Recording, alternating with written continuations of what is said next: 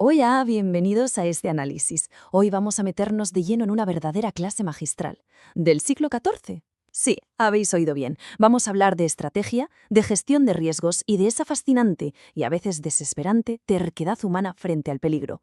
Todo esto sale de un clásico absoluto de la literatura, El Conde Lucanor. Vamos a descubrir cómo este texto milenario esconde, literalmente, la fórmula exacta para detectar una amenaza antes de que sea inevitable. Así que, vamos a ello. Imaginemos la siguiente situación. Vemos venir una amenaza gigantesca, algo que tiene el potencial de arruinarlo absolutamente todo. Pero al intentar advertir al resto del grupo, nada.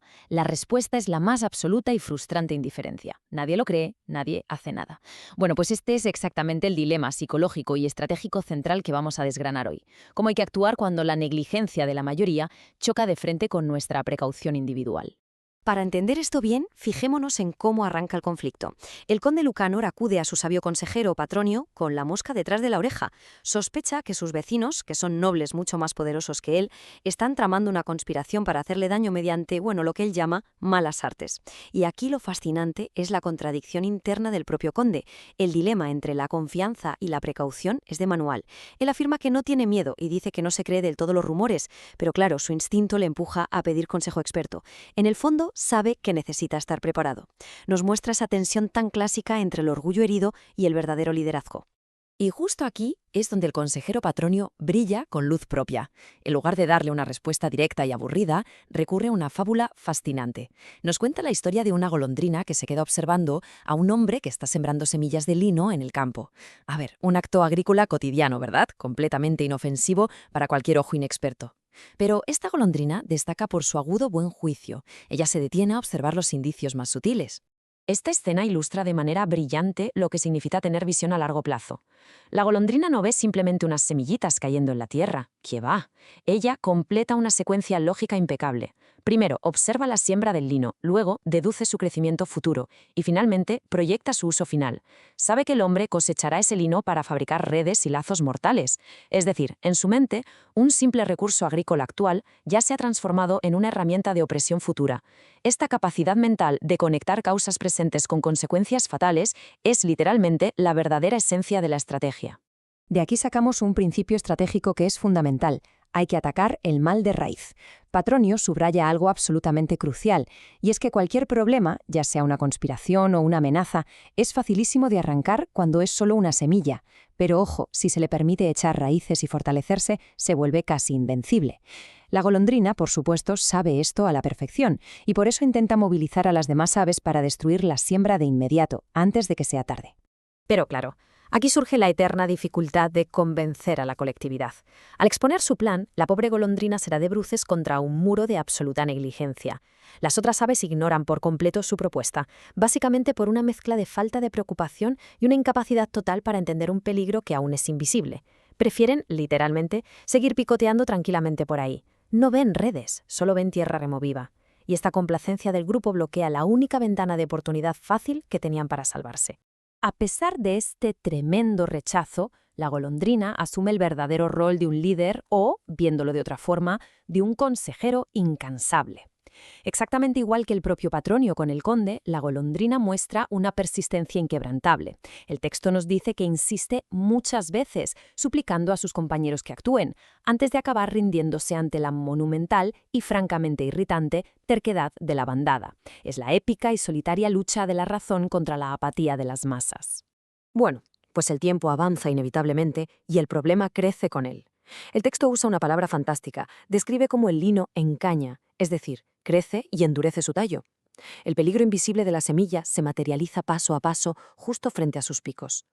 Y una vez que la planta madura, intentar arrancar el lino con unas simples garritas de pájaro se vuelve físicamente imposible. La amenaza ha madurado por completo y, como era de esperar, la inacción ha cobrado su altísimo precio. Esto nos arrastra hacia un concepto bastante aterrador, el punto de no retorno.